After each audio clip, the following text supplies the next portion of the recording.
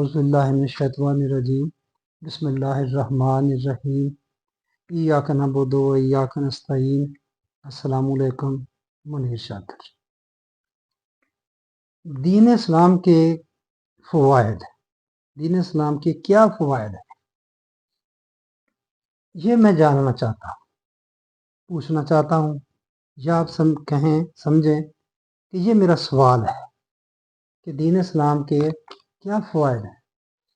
میں معذاللہ میں یہ نہیں ہے کہ میں دین اسلام سے برگشتہ ہوں یا آپ لوگوں کو دین اسلام سے برگشتہ کرنا چاہتا ہوں، دور کرنا چاہتا ہوں، نہیں، میں انشاءاللہ الحمدللہ کہ میں دین اسلام پر قائم ہوں اور میں سمجھتا ہوں کہ یہی اصل دین ہے، اسلام ہی، اور اسی میں ہی کامیابی ہے، دنیا کی بھی اور آخرت کی۔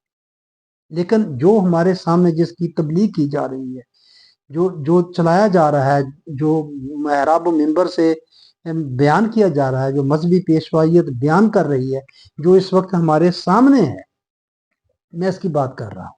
میں یہ کہتا ہوں کہ یہ جو ہمارے سامنے ہے یہ روایات سے بنایا ہوا دین، میں اس کے بارے میں پوچھنا چاہتا ہوں کہ اس کے فوائد کیا ہیں۔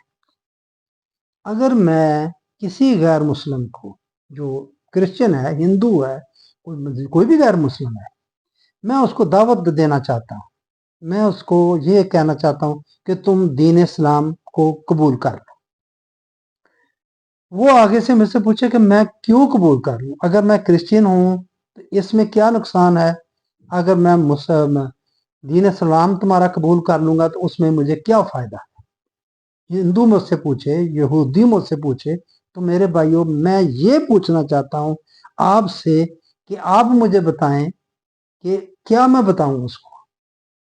بس اتنا سا سوال ہے، آپ میری اس معاملے میں میری رہنمائی کر دیں، مجھے بتا دیں کہ میں اس طرح لوگوں کو، یہ میں ان لوگوں کے سامنے رکھوں۔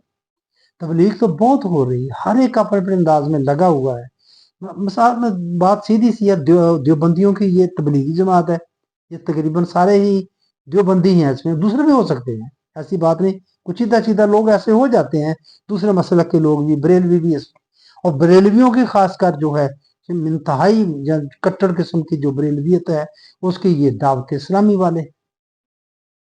تو میں یہ میں پوچھنا چاہتا ہوں کہ ان کی کتنی تعداد ہے؟ سب کی آپ تبلیغی جماعت کا اجتماع دیکھ لیں، آپ ان کا دیکھ لیں جو یہ کرتے ہیں، اور اسی طرح دوسرے لوگ جو ہیں، اور اسی طرح آپ اہل تشیع کو لگا لیں، ان کے اجتماعات ہوتے ہیں۔ آپ اہل حدیثوں کے کون سے کام ہوتے ہیں؟ ان کے بہت ہوتے ہیں۔ اب میں صرف یہ پوچھنا چاہتا ہوں کہ ان کے جو بھی ہے، اس کا فائدہ کیا ہے؟ جس پر وہ چل رہے ہیں دنیا میں کیا فائدہ ہے؟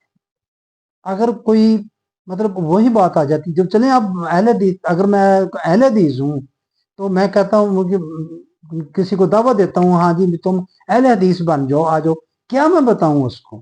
اگر میں بریلوی ہوں تو میں کہوں کہ میرا دین یہ ہے، کیا فائدہ ہے اس میں؟ اسی طرح اہل تشیع ہیں، اس طرح دوسرے ہیں۔ تو یہ میرے ذہن میں بڑی الجھاؤ ہے، اس پر میں بڑا الجھن کا شکار ہوں کہ مجھے اچھا کیا ہے یہ ہمارا دین جو ہے یہ صرف آخرت کے لیے؟ ہم کہہ رہے ہیں آخرت میں بڑا اس کا فائدہ ہوگا، ثواب ہوگا، ثواب والی بات میں کر گیا، وہ اللہ کے ہر حکم کا فائدہ ہے، اس میں ہمارا انسانوں کا فائدہ، جو وہ فائدہ پہنچتا ہے وہ ہے ثواب، وہ ہے ثواب، وہ ہے اللہ کا راضی ہونا۔ تو کیا پہنچتا ہے ہم جو عمل، جو ہمارے کام ہیں جو کر رہے ہیں، جو کام کرنے لگے ہوئے ہیں ہم، جن کو ہم بہت اعلیٰ کام کہتے ہیں، ان کا فائدہ کیا ہوتا ہے؟ سب سے زیادہ دیکھیں، نماز ہے نا، صلاۃ ہے سب سے پہلے، یہ تو 5 وقت ہے دن میں، یہ تو کرنا ہر فرض ہے مسلمانوں پر۔ اس کے کرنے سے فائدہ کیا ہو رہا ہے؟ باقی زکوٰۃ ہے جو وہ بھی نصاب ہے، جس کے پاس ہیں پیسے اس نے دینے ہیں، زکوٰۃ دینی ہر بندہ تو نہیں دے سکتا۔ دیکھ لیں اتنے پاکستان میں مطلب غربت ہے، روزے ہیں چلیں ٹھیک ہے جی، روزے رکھ رہے ہیں، کئیوں کو بیچاروں کو یہ بھی اس چیز کے بھی لالے ہیں، جس طرح عام دنوں میں روٹی کے صبح شام کا کھانا، روٹی ان کے لیے لالے پڑے ہیں کہ یہ پورا کس طرح کرنا، اس طرح روزوں کا بھی معاملہ ہے، ساری افطاری کیسے کرنی ہے ان کو فکر ہوتا ہے۔ تو تو हज भी अगर ज़रूरत वो भी ऐसे ही है। अगर तुम्हारे पास इस्तात है पैसों की उतनी, आप जा सकते हो तो आप जाएं। तो मैं मतलब फ़ायदा की मैं अर्ज़ कर रहा हूँ, मैं ये पूछना चाहता हूँ कि उसके फ़ायदे क्या हैं? क्या दीन इस्लाम सिर्फ आखिरत के लिए ही है? किसी को अगर मैं कहूँ कि भाई आखिरत आपकी जन्नत अच्छी हो जाएगी, जन्नत में चले जाएंगे मरने के बाद, तो यहाँ जो कुछ चल रहा है इसका क्या मतलब है? मैं ये अर्ज करना चाहता हूँ, बात तो है इस दुनिया में चलने की, इस दुनिया में। और ये कुरान जो आया है, ये मतलब ये ज़ाब्ता हयात की जब बात करता है तो इसका क्या मतलब बनता है? इसी दुनिया में चलने की बात करता है ना। मैं आपके सामने अर्ज करना चाहता हूँ ये, हाँ, कि ये मतलब ये कहाँ किस लिए आया है? इस दुनिया के लिए। कुरान इस दुनिया में जिंदगी गुजारने के लिए जब हम बात करते हैं तो दुनिया की जिंदगी गुजारने के लिए है, तो कि इस गुजारनी है, और मगर उसके जो फायदे हैं वो सिर्फ आपको मरने के बाद ही मिलने, यहाँ कुछ नहीं मिलना। ये क्या बात हुई? इस तरह बात बनती है कि यहाँ कुछ नहीं मिलना। बहुत सारी मतलब और आ जाती हैं आयात। आप सूरह तौबा की 111 नंबर आयत, क्या सौदा कर लिया है अल्लाह बंदों ने जन्नत के बदले में अल्लाह से, कि अल्लाह को वो जान और माल देंगे, अल्लाह उनको बदले में जन्नत देगा। और अल्लाह ताला उसमें आखिर में आयत के आखिर में है कि अल्लाह ताला फरमाता है कि तुम खुशी मनाओ अपने इस सौदे की जो तुमने अल्लाह से किया है, कि अल्लाह को जान और माल देना है और अल्लाह तुम्हें जन्नत देगा। अब माल और जान आपने इधर देनी है और जन्नत उसने मरने के बाद देनी है। ये सौदे का कौन सा तरीका है? मेरे भाइयों, जब हम दुनिया में कोई सौदा करते हैं, कोई पैसे देकर हम कोई चीज लेते हैं, तो ये सौदा इस दुनिया में है। जो इस दुनिया में जन्नत, ये हमारा तस्वर भी बहुत गलत है कि जन्नत और जहन्नम बस मरने के बाद ही है, यहाँ नहीं। ये तस्वर भी बहुत गलत, मरने के बाद है। उसका मुनकर नहीं हूं मैं, कोई नहीं है जिन पर इल्जाम लगाते हैं ये मुनकर हदीस के, वो भी मुनकर नहीं है। मरने के बाद ये चीजें हैं, उन हिसाब किताब होना है, जजा और सजा होनी, मगर सिर्फ वहां नहीं है, इधर भी है। ये मैं आपको अर्ज करना चाहता हूँ। बात हो रही थी फवायद की, फवायद इसी दुनिया में है। और ये मैं थोड़ा सा एक, ये सूरत बकरा की आयत नंबर है 36, इसका तर्जमा मफहूम। हमने कहा तुम सब यहाँ से चले जाओ, जब कभी तुम्हारे पास मेरी हिदायत पहुंचे तो इसकी ताबेदारी करने वालों पर कोई खौफ और गम नहीं। ये है जी 36। इससे मैं पिछली आयत भी आपके सामने उसका मफहूम भी, आज 37 का।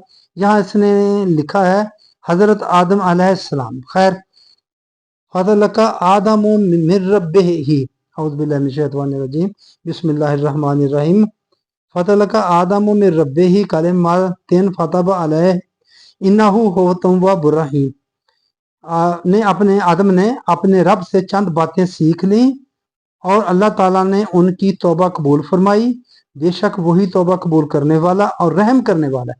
तौबा तो कबूल हो गई, ये है 37 नंबर में है। चंद बातें सीख ली आदम ने और उसकी तौबा कबूल हो गई। आदम की तौबा, कहते हैं ना, उससे वो दरख्त के पास नहीं जाना तो वो चला गया, तो वो खता हो गई, पता नहीं कितने साल रोता रहा, तो फिर तौबा तो कबूल हो गई, बात खत्म हो गई।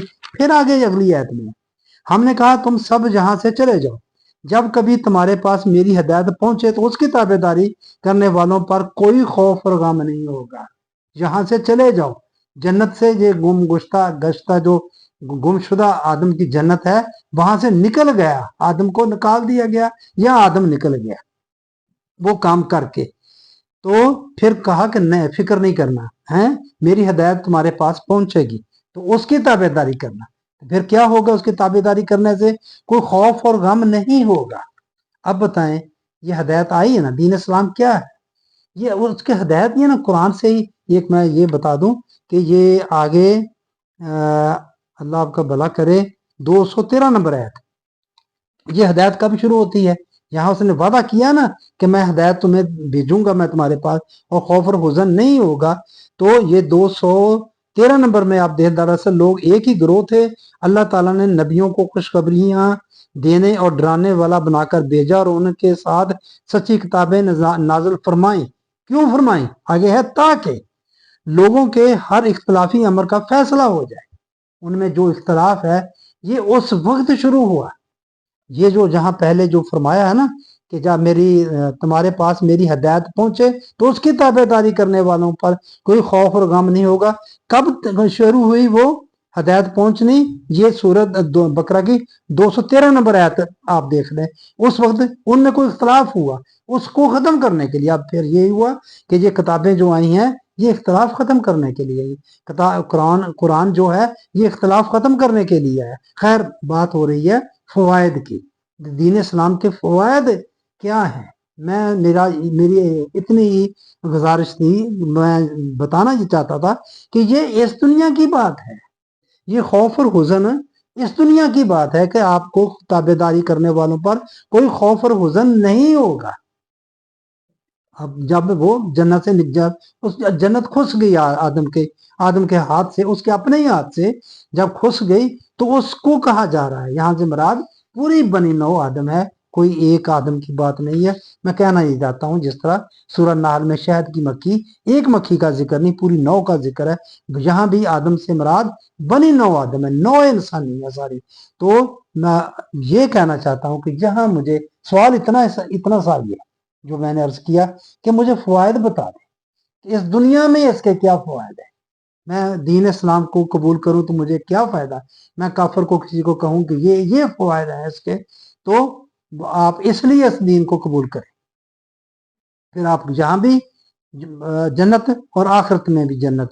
मैं सूरत रहमान में दो जन्नतों का जिक्र, दो जन्नतें होंगी, वो दो जन्नतें यही हैं कि तुम यहाँ भी जन्नती जिंदगी गुजारोगे और आखिरत में की भी जन्नती जिंदगी होगी तुम्हारी। जो जहां जैसे अगर यहाँ अंधे हो गए, आखिरत में भी अंधे उठाए जाओगे। ये सूरत तहा की 124 नंबर है, अगर आप देख लें तो वहां हो जाए कुछ जहां अंधा है वो आखिरत में भी अंधा उठाया जाएगा। फिर जो जहां जैसे गुजरेगी, इसका मतलब कि यहाँ की बात है, इस दुनिया की जिंदगी पर ही मुनहसर है सारे का सारा आपकी आखिरत जो है, मरने के बाद की जो जिंदगी है। तो इस जिंदगी में कोई रिजल्ट नहीं निकलना उसका। जो कुछ आप कर रहे हैं, इतना बड़ा दीन है, इसके लिए इतनी किताब है, इतनी अहम किताब है जिसकी हिफाजत अल्लाह ताला ने अपने जिम्मे ली, और इसका सब अंबिया के नाम से अफजल नबी, इसका दायरा कार पूरी दुनिया है, पूरी कायम दुनिया ही आएगा, इंसानों के लिए ही आप नबी बनकर आए। यहाँ तस्वर भी हमारा बहुत गलत है कि तमाम जहानों के लिए, तो हम जानवरों को, उनको जरूरत ही नहीं है हदायत की, किसी और को जरूरत ही नहीं है।